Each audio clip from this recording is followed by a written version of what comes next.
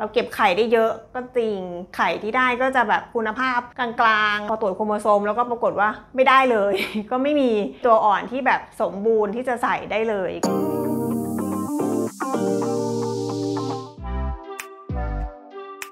ก็แต่งงานมาได้ประมาณ 3-4 ปีอะค่ะก็เริ่มที่จะรู้สึกว่าตัวเองมีภาวะมีบุตรยากแล้วแหละก็เริ่มปรึกษาหมอแล้วก็เข้าสู่กระบวนการต่างๆก็เริ่มจากการทำ IUI มาประมาณ4 ครั้งได้ปีเว้นปี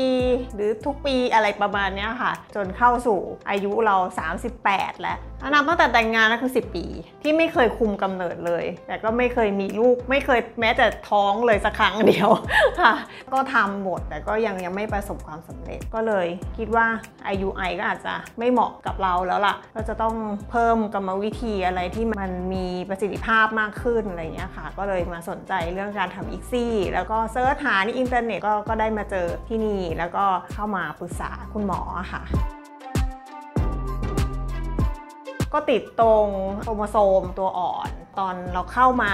ทำ ICSI ครั้งแรกเราก็อายุ38แล้วเราเก็บไข่ได้เยอะก็จริงครั้งแรกที่เรามาก็ไม่ได้บำรุงอะไรมาก่อนเลยอะไรไข่ที่ได้ก็จะแบบคุณภาพกลางๆอะไรเงี้ยไม่ได้ดีมากไม่ได้เกรด A อะไรอย่างเงี้ยค่ะก็พอตรวจโครโมโซมแล้วก็ปรากฏว่าไม่ได้เลย ก็ไม่มีตัวอ่อนที่แบบสมบูรณ์ที่จะใส่ได้เลยก็ต้องเก็บไข่ครั้งที่2แต่ครั้งที่2เนี่ยเราก็ได้วิตามินเสริมได้บำรุงตัวเองมากขึ้นซึ่งแบบก็ทำให้ไข่เรามีคุณภาพดีขึ้นกว่าครั้งแรกที่ไม่ได้ทำอะไรเลยเนี่ยเยอะนะคะแล้วก็ไปส่งตรวจโครโมโซมแต่มันก็ยังไม่สำเร็จอยู่ดีก็ยังได้โครโมโซมที่ผิดปกติเป็นคู่ดาวน์ซินโดรมบ้างเป็นคู่อื่นๆที่ผิดปกติที่คุณหมออาจจะยังไม่แนะนำให้ใส่หรือเป็นโมเซอิกบ้างซึ่งไหนๆเราก็คิดว่าเราจะทำแล้วเนี่ยเราก็อยากได้ตัวที่แบบเพอร์เฟกต์ไปเลยสมบูรณ์แบบจริงๆเพราะอายุเราก็มากแล้วก็ไม่รู้จะมีได้อีกครั้งอะไรอย่างเงี้ยนะคะก็อยากได้ดีไปเลยก็ตัดสินใจเก็บไข่ครั้งที่3ก็ถือว่าแบบโอ้โหทำลายสถิติหรือเปล่าไม่รู้ ก็คือแบบเก็บไข่ครั้งที่3ก็คือแบบไม่ตื่นเต้นแล้วรอบที่3คือแบบชิลมาก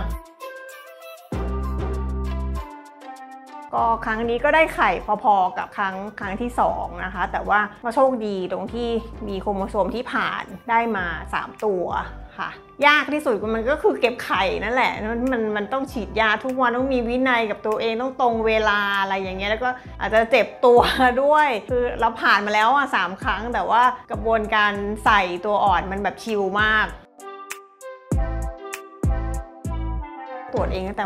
ประมาณวันที่7มาวันที่7หลังใส่ตัวอ่อนเชื่อว่าทุกคนที่ทำ ICSI ต้องแอบตรวจเองอยู่เลยมีใครไม่ตรวจบ้างแบบใจแข็งมากมันก็ขึ้น2 ขีดจางๆแต่เราก็ดูในอินเทอร์เน็ตแล้วเขาก็บอกว่าจางนี่ก็คือท้องแล้วแหละถ้ามี2 ขีดต่อให้จางยังไงก็ท้องเพราะมันจะเข้มขึ้นเรื่อยๆก็ไลน์มาถามพยาบาลอะไรที่นี่ทางพยาบาลก็บอกให้ชัวร์ก็วันที่8ดีกว่านะเพราะมันอาจจะมีผลลวงจากยาฉีดอะไรที่เราได้รับเข้าไปอะไรเงี้ยก็พอเราตรวจวันที่7เราก็ตรวจตลอดเลยทีนี้เราก็แบบตรวจทุกวันน่ะตรวจเช้าตรวจเย็น แต่ก็ดีใจไปแล้วแบบส่วนหนึ่งคิดว่าได้แล้วแหละเพราะว่าที่ผ่านมา10 ปีก็คือเปลืองที่ตรวจมากตรวจทีไรก็ขีดเดียวตลอดไม่เคยมี2 ขีดจะจางยังไงก็ไม่เคยมีทางนี้แบบแค่เห็นจางๆเราก็แบบดีใจมากแล้วผ่านการใส่ตัวอ่อนแค่ครั้งเดียว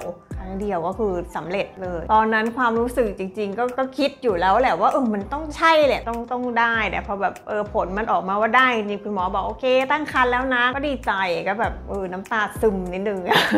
ดีใจเลยมันก็เป็นความรู้สึกใหม่ที่เราก็ไม่เคยได้มาก่อนรู้สึกว่าสำเร็จสักที1 ปีแล้ว 1 ปีเพราะเราก็อายุใกล้จะ40แล้วกว่าจะคลอดนี่คือ40พอดีก็น่าจะถึงเวลาอันควรแล้วแหละก็ยังมีฟรีซไว้อีก2ก็คิดว่าคลอดคนนี้แล้วก็เดี๋ยวแพลนกันต่อก็ว่าจะใส่น้องอีกคิดว่า คิดว่าจะไปต่อค่ะเราก็รู้สึกว่าประทับใจตั้งแต่มาที่นี่ที่ครั้งแรกนะคะก็รู้สึกว่ามีมาตรฐานอะไรทุกอย่างเรียบร้อยดีแล้วก็สถานที่จอดรถอะไรเงี้ยก็เป็นสิ่งสำคัญแล้วก็ที่สุดเลยก็คือคุณหมอที่จะดูแลเราอะค่ะก็คือให้คำปรึกษาที่ดีละเอียดอะไรอย่างเงี้ยซักถามมีเวลาให้เราอย่างเต็มที่ ก็สำหรับคนที่อยากมีลูกแต่งงานมาสักพักหนึ่งแล้วจริงๆก็เขาบอกว่าถ้าเกิน1 ปีใช่ไหมคะยังไม่มีลูกเนี่ยก็ถือว่าเป็นผู้ที่มีบุตรยากแล้วก็อยากให้มาลองปรึกษาหมอดูเพราะปัญหามันเกิดได้ทั้งฝ่ายชายทั้งฝ่ายหญิงได้หมดเลยแล้วก็มันมีปัญหาอะไรที่เราแบบเราคาดไม่ถึงอะไรอย่างเงี้ยหรืออุปสรรคต่างๆที่มันอยู่ในตัวเราอ่ะที่เราอาจจะไม่รู้ไม่ได้เป็นอาการเจ็บปวดแต่มันก็ทำให้เรามีบุตรยากเนี่ยก็ทางคุณหมอก็จะแนะนำให้เราได้หรือว่าวิตามินที่ทำให้เราแบบสุขภาพร่างกายแข็งแรงขึ้นคุณภาพไข่อะไรเราดีขึ้นก็จะทำให้เพิ่มโอกาสการมีบุตรได้ดีขึ้นด้วยอะค่ะ